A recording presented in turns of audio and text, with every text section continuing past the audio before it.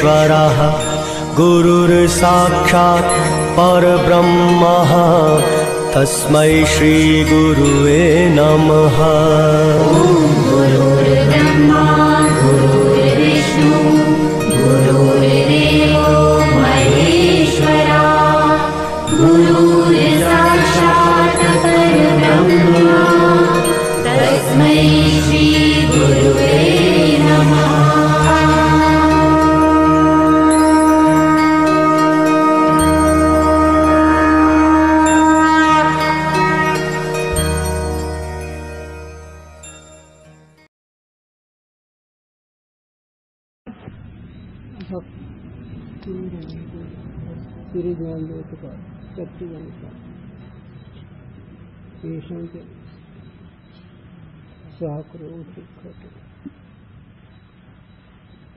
ज्ञान प्रसाद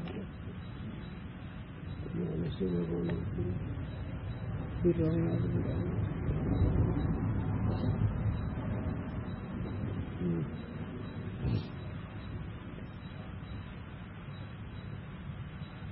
ज्ञानी को पाप और चंचलता के अभाव से कर्म और उपासना का उपयोग नाही।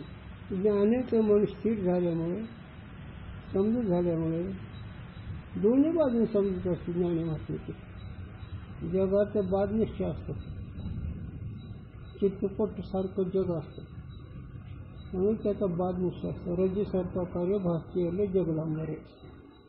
हे जगदांबर कसं ऐकतं रज्जू सर्पाप्रमाणे असं ज्याचा विषय त्याचा बादनिष्ठ असतो. मूळ कर्म करण्याची गरज नाही, मल वृक्षात गेलेला असतो. कारण बादनिष्ठ झाल्यावर ते मुक्त आणि स्वरूपाविषयी मी सच्चिदानंद आहे, मी ते स्वयात्माराम, मी स्वयंतर ब्रह्म असा इकडचा अनुभव असतो. दोन्ही बाजूंनी त्याला अनुभव असल्यामुळे त्याला कर्म उपासनेची गरज नाही. पूर्वजों कहा ज्ञानवान को कर्म के त्याग से पाप होवे है, सो वार्ता बने नहीं. हे तर मागलेला हात टेकायला लावलं चिंती करायला. ज्ञानी नरकाला होतो म्हणजे पापी झाला. मतलब ते वकील साहेब होते ना, त्यांचे गेलो होय करून निष्ठा बसली आंधळ्या माणसावर.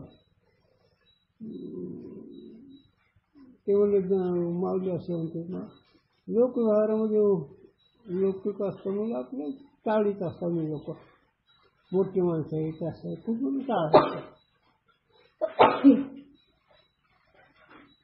पण त्यानं मी आता तुमचे मावले आलो मला बोला त्याच्याकडे होतो वकील साहेब होते.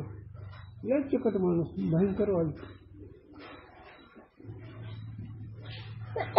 आणि आमचं एकदा वचन जेव्हा मला बघत नाही ते कसं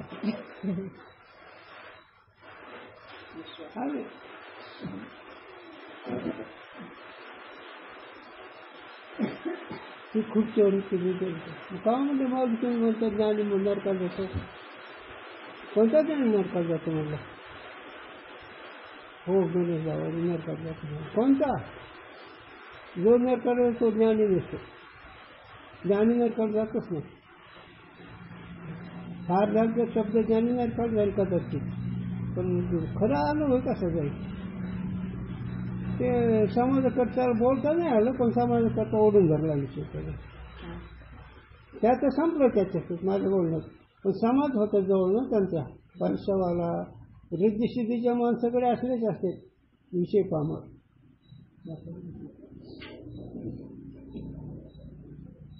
मला सांगा मग माझं काय चुकतं? मी नरकाला जाईन का?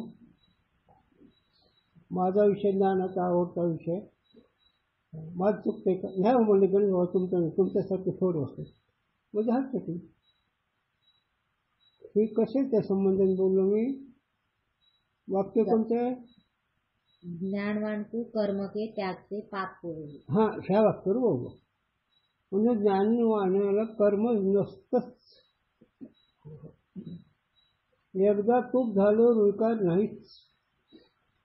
तूप होस तर मात्र विकार.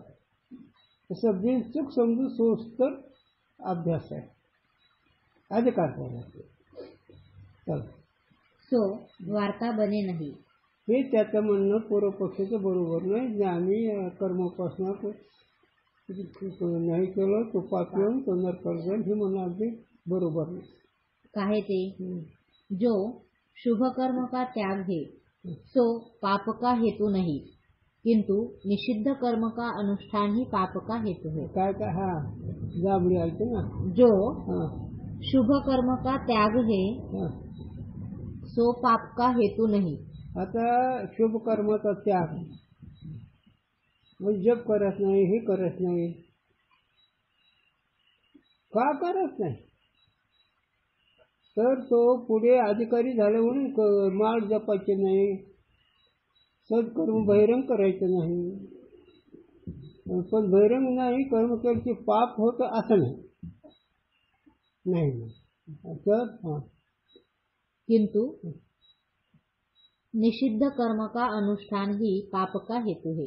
मग निषिद्ध कर्माचं अनुष्ठान जारण मारण उच्चाटन मोहन वशीकरण स्तंभन हे जे असे असते चैतिक विद्या असे जे असते त्याचे जे अनुष्ठान करतात ते त्याच्याकडून पाप होतं.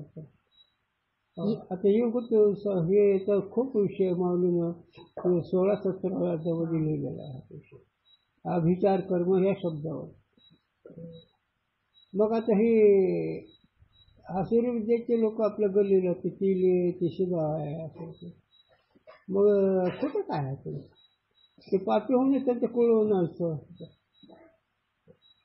यह वार्ता भाष्यकार ने बहुत प्रकार से प्रतिपादन करी है. शंकराचार्यांनी निषिद्ध कर्माने पाप होऊन अनेक वाईट व्यवहाराला वाईट योनीला हलक्या योनीला जातात असं शंकराचार्यांनी सुद्धा सांगितलं. याते कर्म के त्याग से पाप होवे नहीं. म्हणून कर्माचा त्याग कोणताही केला तरी त्या महात्म्याला पाप होत नाही. त्या महात्म्याकडून और ज्ञानवान को तो सर्व प्रकार से पाप का असंभव है. आता ज्ञानी पुरुषाच्या दृष्टीनं जगतच नाही ते पापन पुण्य कुठं आलं. जग जर स्वीकारलं तर पाप पुण्याचा विचार आहे. त्याच्या दृष्टीनं आत हरी बाहेर हरी हरीने कामा घातला स्थिरा समस्त सूर्य वासुदेव अशा प्रतीचे रसाचा ओतला भाव असे ज्या महात्म्याची स्थिती आहे त्याला कुठलं पापन पुण्य आलं. अरे नाही जर सिद्धार्थ सांगतो आम्ही माऊली म्हणते झालं जळाच्या करण्यास घोडोकच तरी लक्षाचा घात करून त्यांनी केला अशी मात बोलत नाही. ज्ञानी महात्म्याकडून जे त्रिभुवनाचा घात जरी केला तर त्याने केला असं म्हणू नको. त्याने केली अशी मात बोलूच नाही. त्याने हे केलं हे म्हणूच नाही. का तुम्ही त्याची बैठक ओळखा म्हणजे तुम्हाला ते खरं कळत. तुम्ही तुमच्या व्यवहारातून त्याचे व्यवहार मोजता पण त्याचे बैठक मोजा म्हणून कळेल तुम्हाला. गुरुजी शिवाय देत होते पण गुरुजी शिवाय द्या तुम्ही देऊ नये. मग शिवाय देणं कालचा विषय ज्याच्या आणि शिवाय याच्यात त्याचे ते पापी माणसं असतात. मी पाप यायचं नाही झालं. त्यांचे कोणतेही शब्द वेदवान असतात. जरी तुम्हाला अपवित्र वाटले शब्द पण त्याचे ते वेदवान का वस्तुस्थिती कोण त्याला. म्हणून ज्ञानी पुरुषाला शुभ अशुभ कर्म देऊ नये. काहे ते पुण्य पाप और तिनका आश्रय अंतकरण परमार्थ से है नहीं. आलं का लक्षात. म्हणून पाप पुण्याचा आश्रय अंतकरण आहे आणि ज्ञान पुरुषाजवळ अंतकरण नाही. अंतकरण उपाधी आहे आणि त्याच्या पुढे जर गेलं तर अंतकरण उपलक्ष नाही. उपलक्ष कशाला म्हणायचं की वर्तमान काळात ज्याच्या आश्रय त्याचं ज्ञान करू येतं पण ते पुन्हा राहत नाही. त्याला देवदत्ताचं घर कुठे म्हणजे ती कावळा बसलेलं. आता कावळ्यात त्याचं उपलक्ष झालं जाऊ कावळा होता थोडंसं तसं एखादं म्हटलं त्यांच्याकडे त्या कक्षाचं असतं बोलणं पुढचं सुद्धा नाही हे उपलक्ष नाही पण ते विजयमुक्तीच्या वेळी गेलेलं असतं. पण बाकीचे उपाधी असते, उपाधी लक्षण असं ते याचा परिणाम होतो नाही. अविद्याचे मिथ्या प्रतीती होवे हे. अविद्याचे मिथ्या प्रतीती होवे हे. अविद्याने त्या अंतःकरण त्या महात्म्याच्या ठिकाणी मिथ्या प्रतीती होते. म्हणजे मिथ्याच आहे. मिथ्या म्हणजे शब्द बोलणे, मिथ्या म्हणजे म्हणण्यापुरतं, मिथ्या म्हणजे ज्याला चेष्टा नाही, मिथ्या म्हणजे ज्यात क्रिया नाही, मिथ्या म्हणजे ज्याला चेष्टा नाही त्याचा त्यातला जो पदार्थ मानला तो मिथ्या असतो. ज्या पदार्थाला चेष्टा नाही तो पदार्थ मिथ्या असतो. त्याला अनुभव होतो स्वप्नाचा असतो. स्वप्न एवढा मोठा हत्ती, एवढी मोठी नदी, एवढे मोठे पर्वत कसे काय कुठे राहते? तो तर 3.5 हातात दगड तर खाली पडलेलं आहे अंतरुणावर. मग ते अवघ्यात लीन झालेलं आहे. मग हे स्वप्न कोणाचं आहे? आणि एवढे मोठे पदार्थ कसे साठवले तिथे? तर शास्त्रकारांनी काही सांगितलं की हिताना असणारी केसाचा 1000% कमी आहे आणि हिचं आधार चक्र आहे. आणि ती झुकी जाताना जागृतीत येताना तिथली संस्कार त्या चक्राच्या संबंध नाडीच्या घटनेने होतं. तर स्वप्न असं सांगते, पण तसं नाहीच. उगाच तुम्हाला टेका दिला नाही तर स्वप्न ही अविद्याचं कार्य. अविद्यामध्ये न कळणं. स्वप्नाचं कारण होर निद्रा. स्वप्नाला जर काही कारण असेल निद्रा. आणि त्या अविद्यामुळे अंतःकरणाची त्याचे कर्म ज्ञानपुरुषा ठिकाणी वाटतात, पण ती तुला वाटतात, त्यांना नाही. त्यांचं जे काय अंतःकरणाच्या व्यवस्थित ठरवलं वाईट चांगलं त्यांना माहित नसतं. सो अविद्या और मिथ्या प्रतीति ज्ञानवान के है नहीं. आणि ती अविद्या आणि अविद्याच्या प्रतीची मिथ्या हे दोन्ही नाही त्याच्या ठिकाणी. दोन्ही नाही. ज्ञानी महात्म्या ठिकाणी अविद्या नसल्यामुळे याचं कार्य तर कुठे आलं? अंतःकरण नाही, अविद्या नाही म्हणून अंतःकरण नाही. झोपेतून जागा झालं, स्वप्न नाही, पदार्थ नाही. झोपेमुळे हे अविद्यामुळे स्वप्न पडते. त्याच्यावर काही तुला अविद्या सांगतोय, कोणी मुलं अविद्या सांगतोय. आज काय फरक आहे? दोघांचं बरोबर आहे. याते ज्ञानवान को शुभ कर्म के त्याग से अथवा अशुभ के अनुष्ठान से पाप बने नहीं. म्हणून शुभ कर्म त्याग तरी पाप होत नाही. आणि अशुभ जर कर्म केले त्याने तर त्याच्याकडे पाप होते. पण अशुभ कर्म कसं करू शकेल? पण एखाद्या वेळेस दुर्गुणतोषण्याने काही प्रसंगाने त्याला तुम्हाला उदाहरण जर सांगत झालं, हनुमान लंका जाळी, पाप झाला त्याला. जनार्दन स्वामींनी माणसं मारले वाळतं तोडण्यासाठी, पाप झाला असेल ना.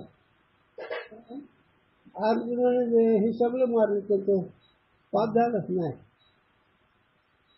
तर तुमच्या दृष्टीनं ते कर्म अयोग्य असं तुमच्या दिशेने ठरवतं, पण त्यांच्या दिशेने. म्हणून पाप आणि पुण्य त्यांच्याकडून होत नाही.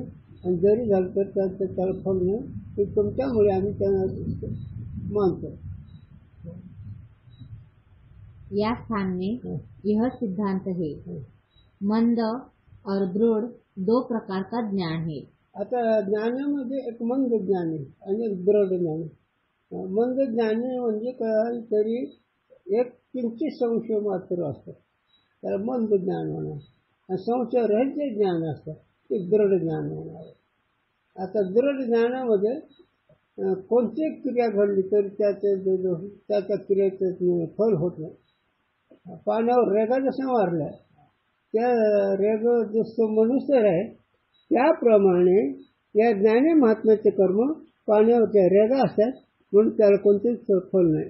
पापाचं नाही, पुण्याच नाही. आम्ही हरीचे बाळे आणि पाप पुण्य वेगळे.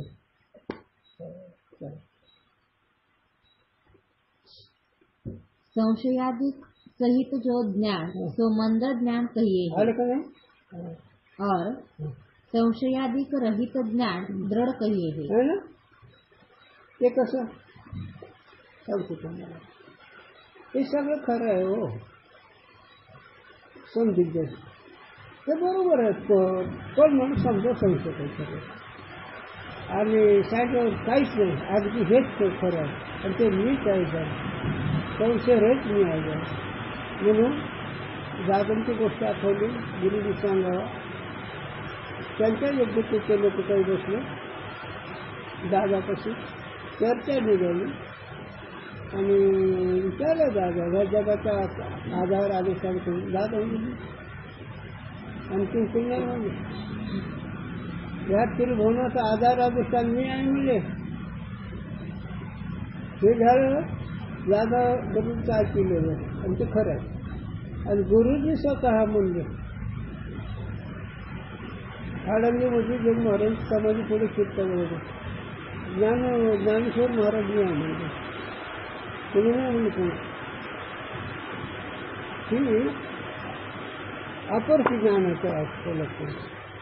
आणि काही ते तुमचं खरं आहे, मलाही पोचतोय तर ते काहीतरी थोडा हात हलवला कट्ट संस्कार म्हणावे आणि ह्याला मंद बोध म्हणावे.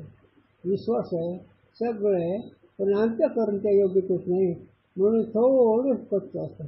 मग आमचे गुरुजी त्याला सांगावं का भांडेवर जाऊन किती म्हटलं ते चांगलं राहील. तसं थोडं संस्कार असलं तरी सुख मिळत नाही. पण दोष आहे ना, बोलतो पट एक. मग ह्या लोकांना हकलून दिलं मी कशामुळे दिलं. आपण साक्षात ब्रह्मा हे म्हणतात आणि बायको काय ऐकत असतो. हेच ना अनाधिकारी आणि ह्याचं ना मंद जिज्ञास किंवा मंद ज्ञान. जाकू दृढ ज्ञान होवे ताकू किंचित मात्र भी कर्तव्य नाही.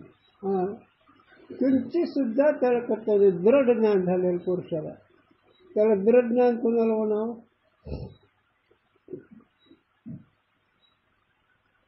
सांगतो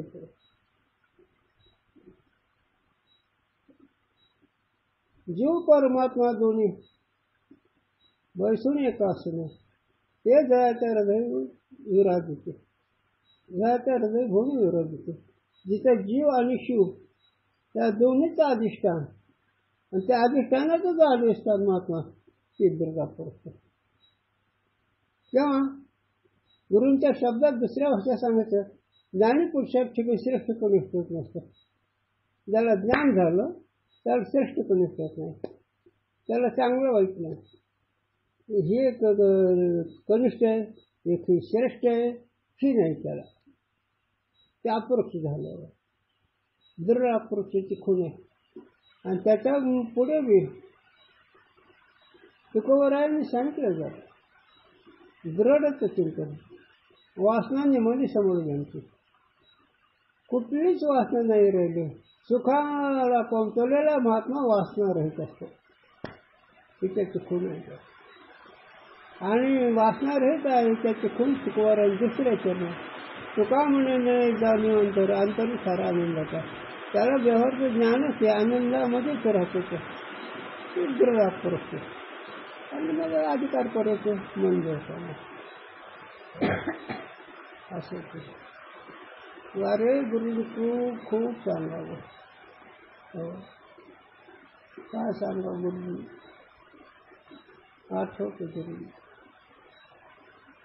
महाराज रस्ता करता तांब्या मोर देतो आणि तिला लोण्याची गोळी देतो. काय खरं नाही. आणि मी तुमचा गुरुजी तुम्ही माझं सगळं आणि सगळं तुमचंच आहे गुरुजी हे म्हणणं आहे. जरा मग त्या गटामध्ये आलं की नाही कुठलं तरी कारण द्यायचं कुठला होता घुगरी देत होता आणि म्हणलं हे महाराज तुमचं आहे सगळं. म्हणजे हा अंदरच्या बोलत दिल्या पण साधूचं मन दुखवल्यावर त्याचं कधी सांगत नसतं. सांगतो तू बरं आहे म्हणून संताची क्षोभ ही कोणत्याही प्रकारे, संताला कोणत्याही प्रकारे दुखवलं त्याचे नव्हे बरे उभय येते. त्या लोकांचे त्याचं चांगलं नाही आणि स्वर्गात दुःखाचे चांगलं नाही. संताची क्षोभ कोणत्याही प्रकारे नसते. त्यांना जर दुःख दिलं नाही त्याचं वाटतं होतं, मग त्या मग त्याला नाही परिहार. मग संतांच्या शापाला परिहार नाही. संतांचा शाप दिला त्याला परिहार नाही. देवाने शाप दिला त्याला परिहार नाही. पण संतांचा शाप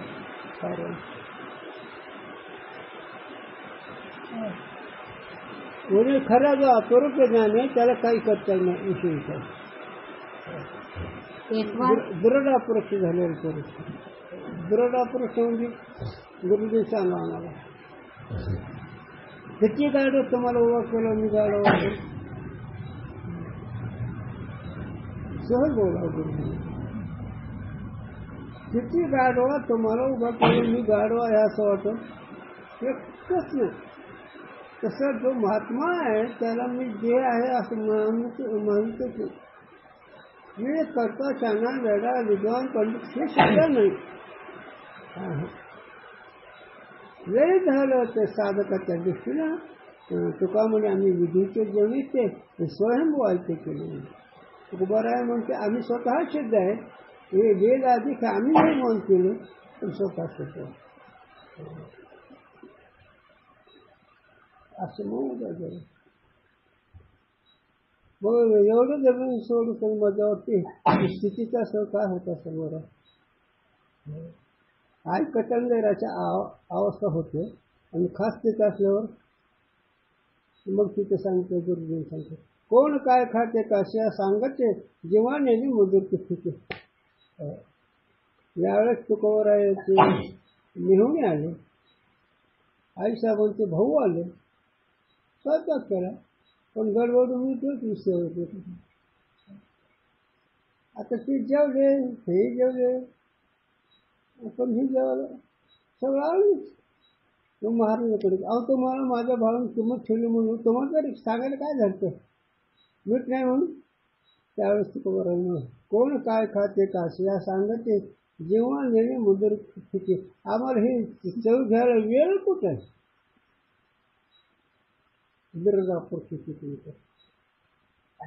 जोपर्यंत तुम्हाला चवी कळते तोपर्यंत बाबा तुमचं कोण येते.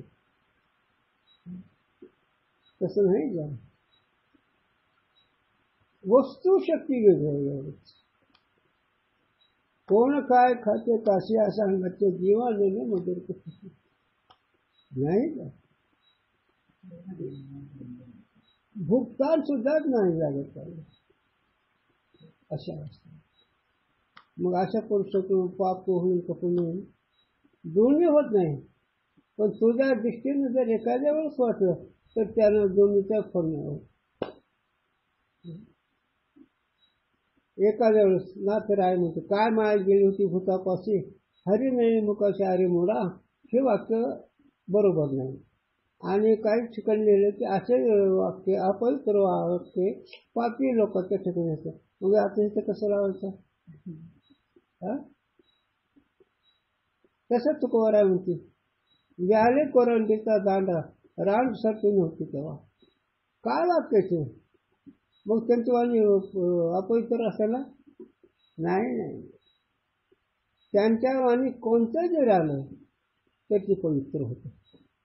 ज्याला दृष्टांत दिलता आग्नेयामध्ये चंदन टाकलं तरी विस्तृत होतं आणि हिवर टाकलं तरी विस्तृत होतं. हिवर एक कनिष्ठ झाड आहे ना चंदन सात्विक आहे पण दोन्ही जर अग्नी टाकले तर अग्निरूपच होतात. तसं त्यांची वाणी वेद रूप असल्यामुळे कोणते शब्द जर ते वेदच आहेत.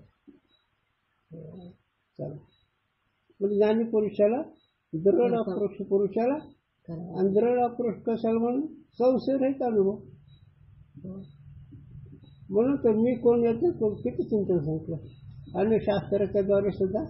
म्हणून आत्मा मी आहे, साक्षी मी आहे, मी द्रष्टा आहे, मी तिन्ही अवस्थाला जाणतो म्हणून मी वेगळं आहे, मनाच्या संकल्पात म्हणून वेगळा आहे असा ज्याचा निश्चय, त्या निश्चय पुरुषाकडे काही होत नाही. म्हणून ओवी आहे आता येते रे, आता येते बुद्धी निश्चय आत्मज्ञान, ज्ञानच आत्मा हे असं त्या बुद्धीच निश्चय. ब्रह्म भावी आपण मग निश्चय, ज्या वस्तूचा निश्चय असतो त्या वस्तूची भावना आपोआप होत राहते. गंमत आहे. ज्याचे दृढ बुद्धी आहे त्याला त्या ध्येय बुद्धीचा व्यवहार होईल का नाही.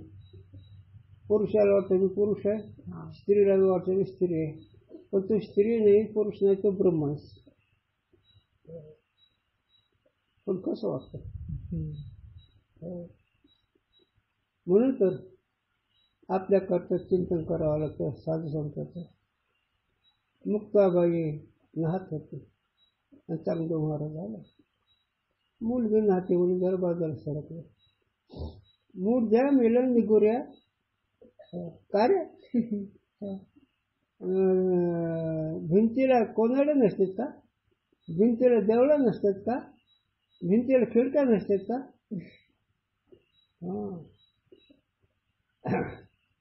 त्यांनीच म्हणा आपण ऐकून अभ्यास करावा.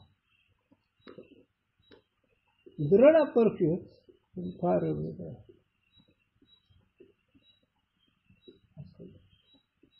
साधन चतुष्टानंतर श्रवण षडलिंगद्वारे झाल्यानंतर मग हे होतं. षडलिंगद्वारे श्रवण कशाला म्हणा हे कळणं, आणि श्रवण म्हणजे काय हे कळणं. ऐकणं म्हणजे श्रवण नाही.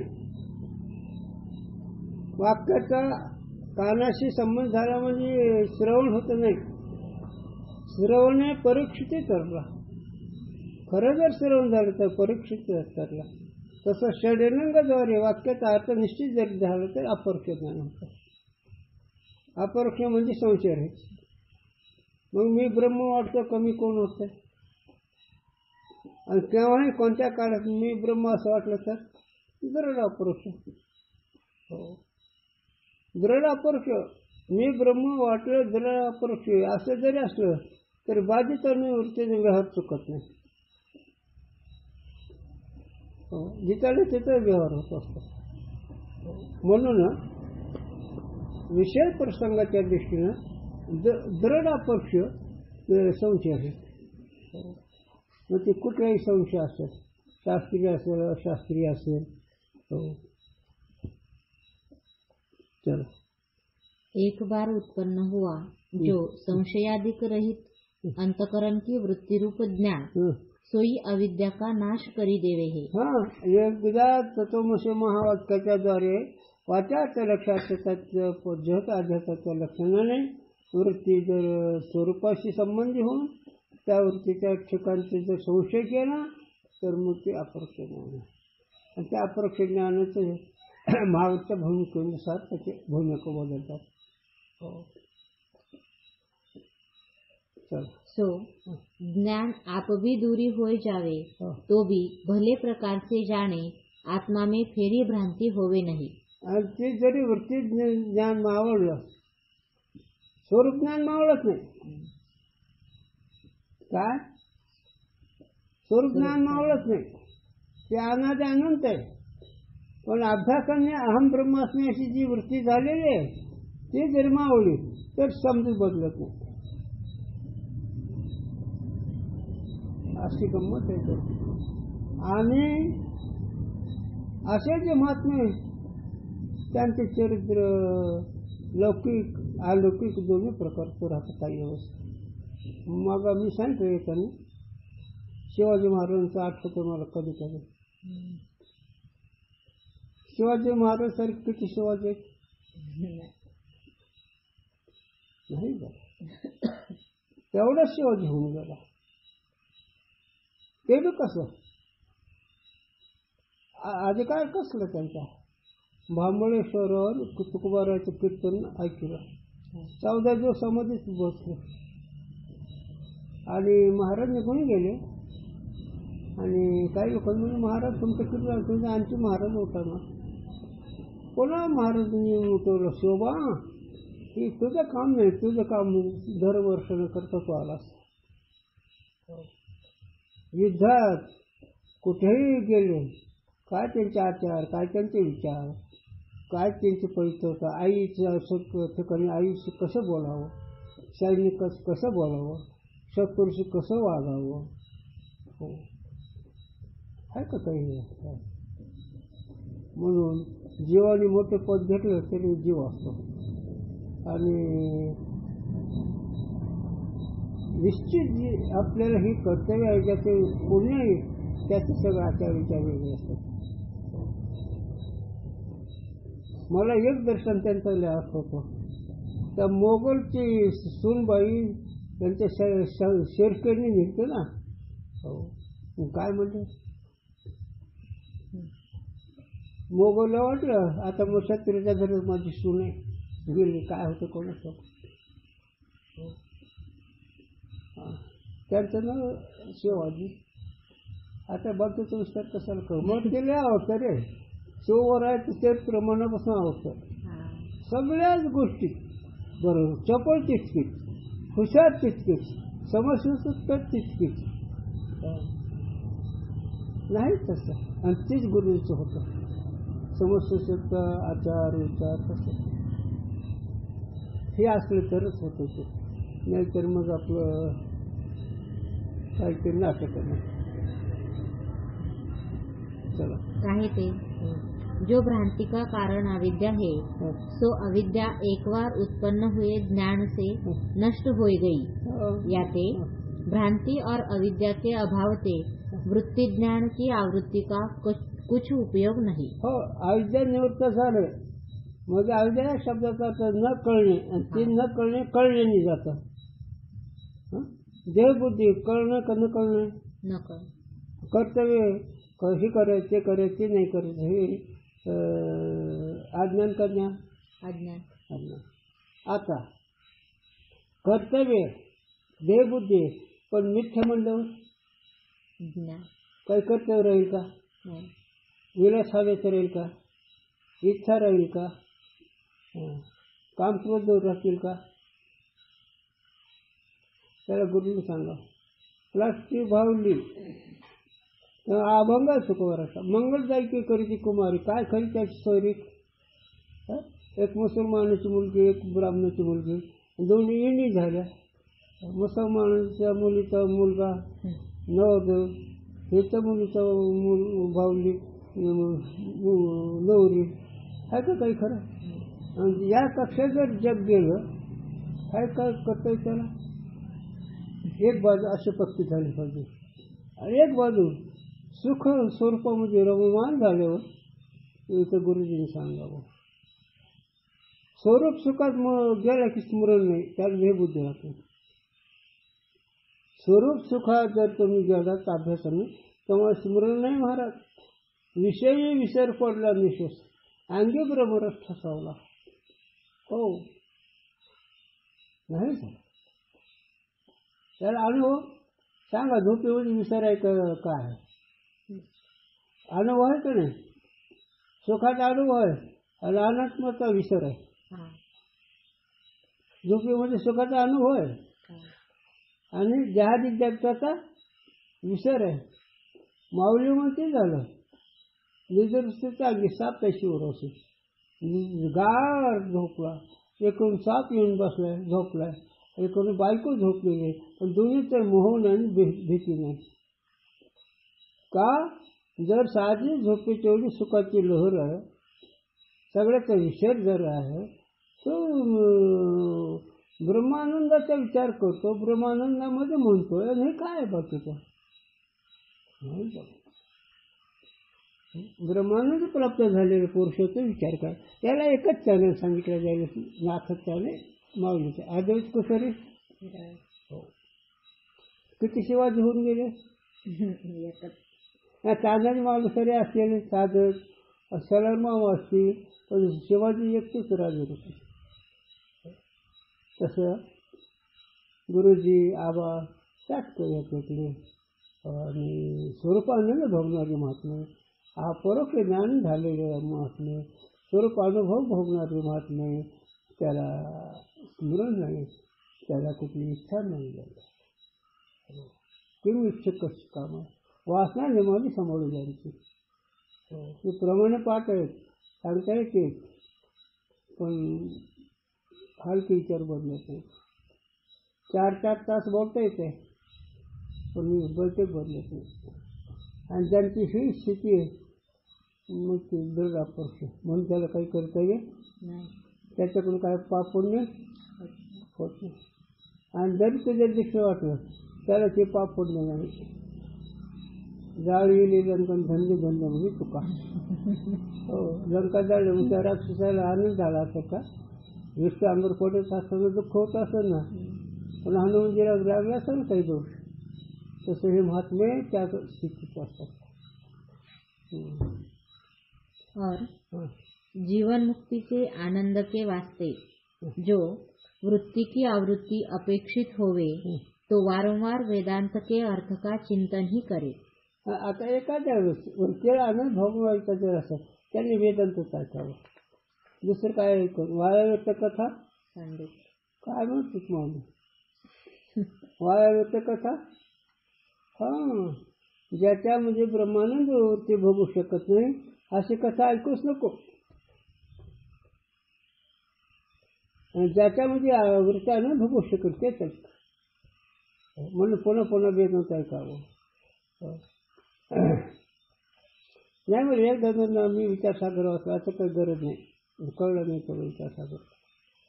जसा जसा विचारसागर जास्त असेल तस तसे वृत्ती भोग स्वरूपात. म्हणून गुरुजींनी आयुष्यभर अध्ययन करावं. कोणी नसलं की मग ज्ञानेश्वरी घ्यावी, भागवत घ्यावा, विचारसागर घ्यावा, प्रभाकर घ्यावा, त्याच्यावर संगत घ्यावा, सर्व दोषी संग्रह घ्यावा, सिद्धांत बंधू घ्यावा, काहीतरी होतं. आणि ते मग त्याचं नाही एक वृत्तीला त्यागृती म्हणून बाकी कर्तव्य म्हणून नाही. साधक अवस्थेमध्ये कर्तव्य, पण मुक्त अवस्थेला कर्तव्य नाही. वेदांत के अर्थचिंतन से ही वारंवार ब्रह्माकार वृत्ती होवे हे. म्हणून तर बाबा वेदांत ऐकलं नेहमी स्वरूपाकार वृत्ती होते. दुसरे जर कथा चित्र ऐकलं स्वरूपाकार वृत्ती होते. म्हणून वेदांताचं श्रवण बिनचूक दृढ निश्चय वस्तू करावं.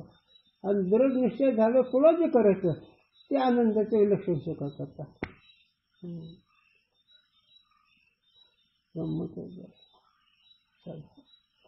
किती सांगितले तरी हे अनुभवाशिवाय नाही आणि किती सांगितले तरी हे अभ्यासाशिवाय नाही. सांगणं कळण्याकरता आहे, पण आपण जे ऐकतो त्याच्यावर विचार करणं हे ऐकण्याचं काम आहे. और कर्म उपासना से नहीं. हां, कर्म उपासना नाहीच होते. आनंदाला वृत्तीचा संबंध बुद्धीचे वैभव एकाकी शिवराजे. मग बुद्धीचं खरं ऐश्वर्य स्वरूपानंद भोगणं. आणि स्वरूपानंद भोगणारा महात्मा एक गुरुजींनी सांगा नाथाचा एका जणांना ऐसा जो का पुरुष कोटीमध्ये एक जाणार. स्वरूपानंद भोगणार किती आहेत? कोटीमध्ये एक वचनी केले तरी अधिक संख्या आणि अनेक वचनी जरी केलं तर अधिक संख्या. अधिक संख्येमध्ये कोटीमध्ये एखाद्याच असतं. जसं धर्मनिष्ठ शौर्यामध्ये शिवाजी दिसून गेले. धर्मनिष्ठ तशीच, युक्ती तशीच आणि शूरपणा तसा. आणि तसंच साधुसंतांमध्ये जिंकावा संसार या नाम बोललेले शूर.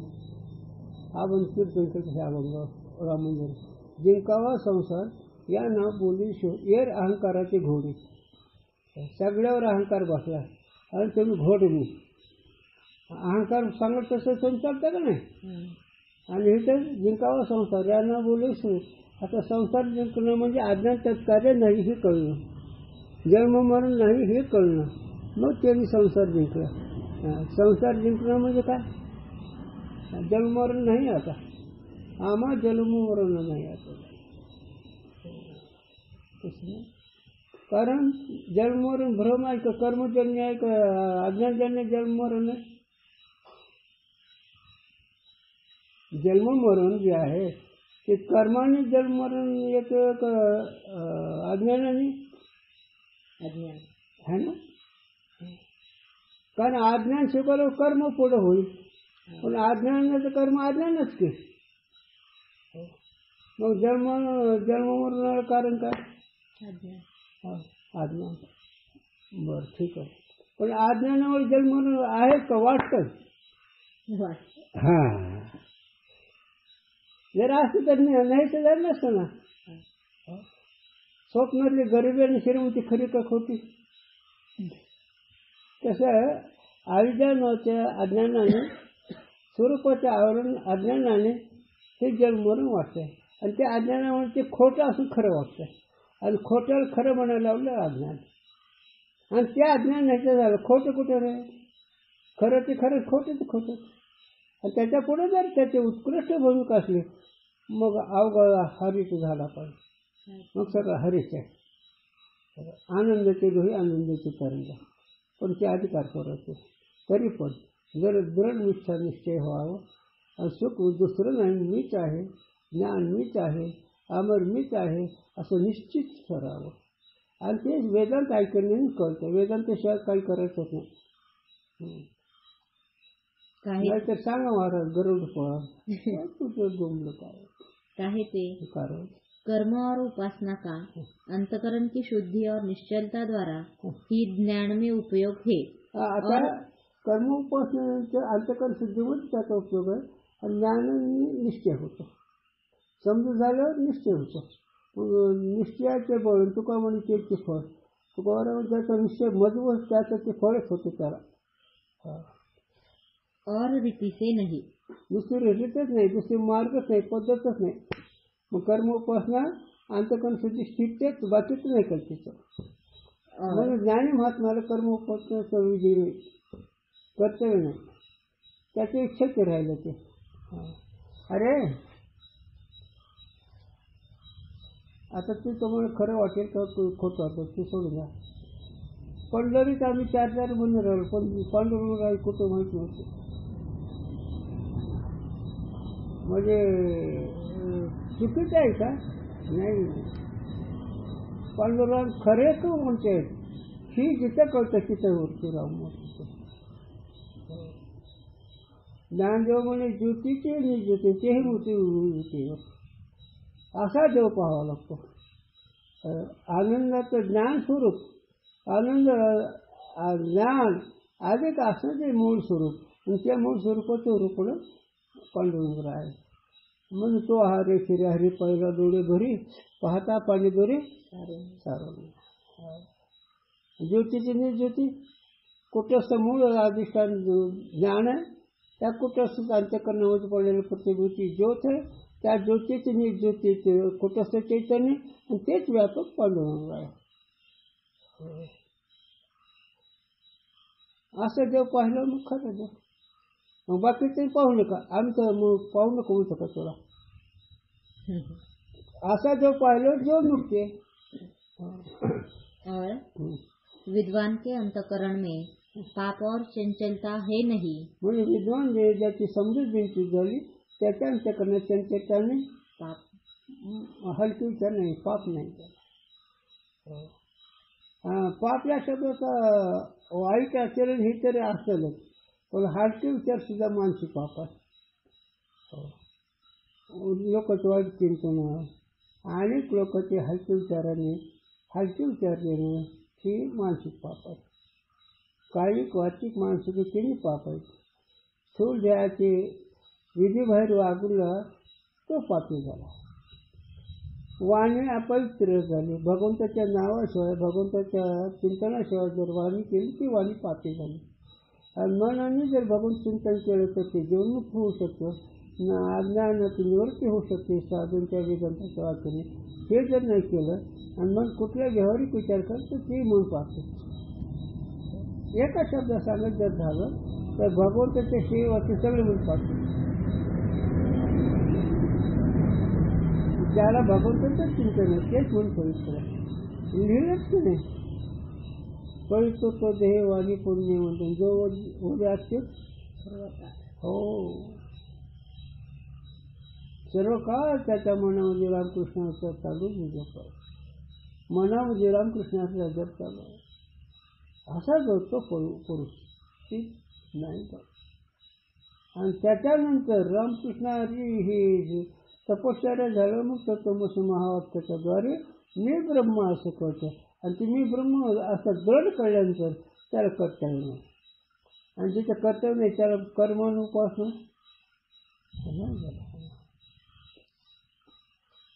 रागद्वेष द्वारा पाप और चंचलता का हेतु अविद्या है. आता अविद्या काय करते.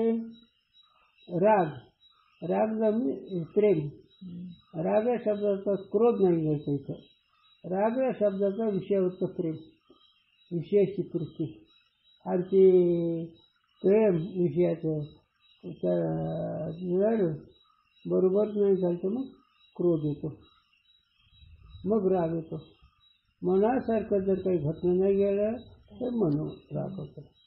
आणि अविद्या निवृत्त झाल्यामुळे अंतःकरण दर्शन झाल्यामुळे ते हे काम क्रोध नाही केला. आणि हे तर काम क्रोध असलं. काम म्हणजे वासना. काम या शब्दाचा अर्थ वासना. मग ते वासना सात्विक असेल, राजस असेल, तामस असेल. सात्विक वासना मत बांधायचे, सप्त करते, वाचन करायचे. रजगुणाची वासना शेती घेणं, वाडे बांधणं, व्यापार करणं, नोकरी करणं, हे सगळं रजगुणाचं. आणि तमगुणात चोरी करणं, जार कर्म करणं, आणि ते काही खाणं, काही पिणं हे तमगुणाची वासना. आणि हे चित्र नाही स्वरूपामध्ये आहे का काही. ते स्वाभाविक धनुंजया नाही कोणीच क्रिया. अर्जुना मूळ स्वरूपाच्या ठिकाणी कोणती क्रिया नाही. ता अविद्या का ज्ञान से नाश होवे है. याते विद्वान के पाप और चंचलता के अभाव से कर्म उपासना का उपयोग नहीं. अविद्या नाहीशी झाल्यामुळे है का नाही. अंतःकरण स्थिर झाल्यामुळे कर्म उपासनेची गरज आहे. समजूत झाली की निश्चय होतो. बिनचूक समजूत होणं ह्याला ज्ञान म्हणायचं. आणि बिनचूक समजूत झाल्यावर त्याचा निश्चय होतो, त्याचे चळवळ राहत नाही. मग परमार्थामध्ये माणूस धाव का करतात. बिनचूक समजत नाही. म्हणून बिनचूक समजूत झालेलं हे गुरुजी म्हणायचे. 7 महिने झाडाखाली बसावं, येईल त्याला सांगावं. गमत आहे. अन्याय न मिळे जगाच्या कल्याण नाही. ते तुकोबाराकडे असतं ते तुमच्याकडे. तुम्ही अगोदर तत्वनिष्ठ व्हा. तुम्ही अगोदर बिनचूक दृढ अपरोक्ष मिळवा आणि मग बाकी त्याच्यावर गोष्ट. जेव्हा बाहेर पडलं झोप येत नाही. मी ब्रह्म म्हणतोस कुठला. हां. आणि त्याचं देह जावा अथवा राहो. देह राहायला काय, न राहायला काय. गंमत आहे. आता गंमत आहे सांगू का. आता त्या जीवाचं वर्णन करण्यास फुकटाचं जातं का नाही. ते जीव महामूर्ख आहे. त्याचं फळ त्याला दिलं. आपण कसं त्या विचारच द्यायचं. त्याला गुरुजी आमचे सांगत बेड का थुकून टाकावं लागतो. बेड कसं म्हणू नको. तसं हलके विचारचं माणसं विचारच करू नको. ते बेड काय सारखं जे टाकून ते त्याने सांगावं. आम्ही ऐकलं तुम्हाला सांगावं. आम्ही काय करतो आम्हाला माहिती, तुमचं तुम्हाला. तसं नसतं. बरोबर वेगळं आहे. याच्यावर एक गुरुजी आबांची गोष्ट झाली. ते पत्र होते, देवगतीचं पत्र होते. श्रीमंती गंगा मीना तातोबा संतान कोणतरी होतं वाटतं. संध्याकाळी ज्ञानेश्वरी घ्यायला लागली. ज्ञानेश्वरी घेता अशी होती भडकली मापली. आणि ते झालं म्हणजे बाबा रे ते तुम्हाला म्हणून आम्ही उपदेश करत नाही. आमचं म्हणून शेण खवणे म्हणून बोलतो आम्ही. आमच्या मनाला शेण खायचं जर वाटलं तर खवणे म्हणून हे. आणि त्याला गुरुने उत्तर द्यावं. अनात्म वृत्ती हलके विचार जड का टाकून द्यावं. कोणालाही विशेष आहे तर ती वृत्ती मोकळी राहून आनंद भोगू शकते. तर ती वृत्ती ध्यान धारणेत राहील. ते वृत्ती साधूंचे विचार राहतील तिच्या आणि हटून त्याने साधूचे विचार आवरून पडतो.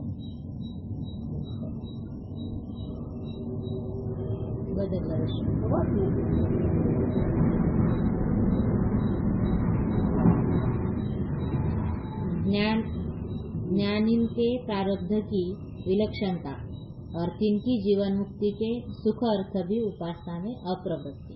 आता ज्ञानाचे काय हेडिंग वाच.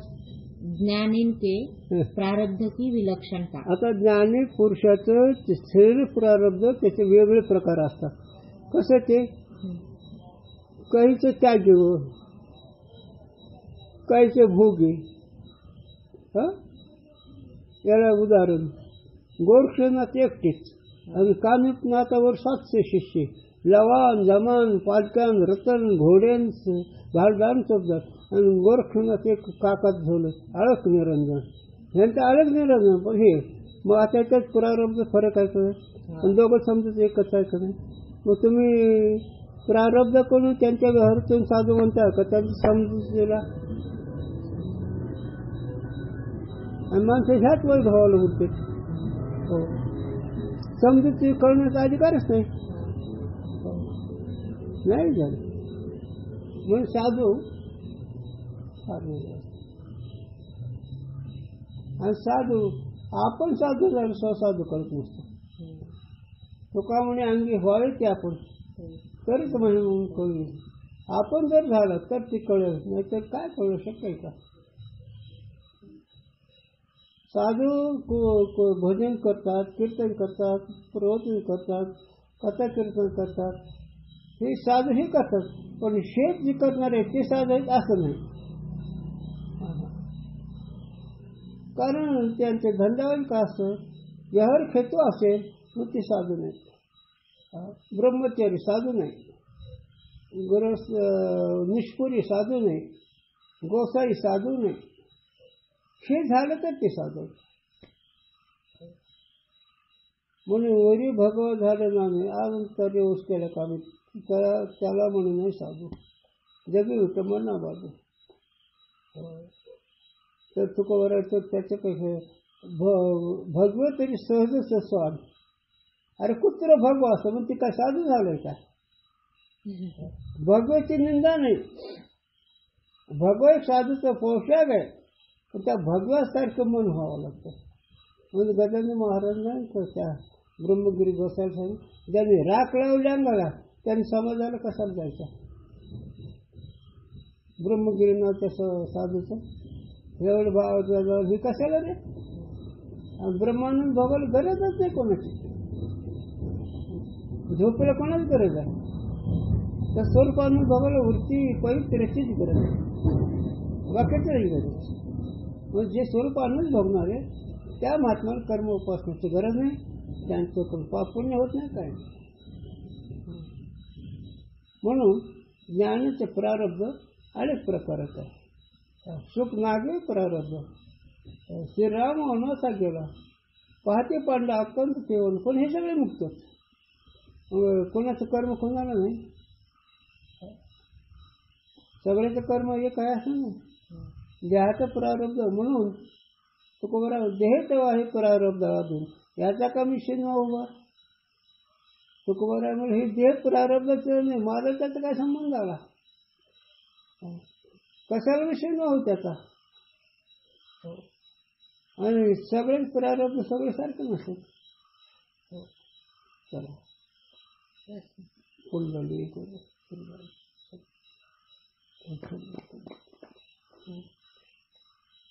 तुझ्या विचारानुसार ठरू नको. शास्त्राच्या विचाराने साधूच्या संगतीत राहिले साधू कळत.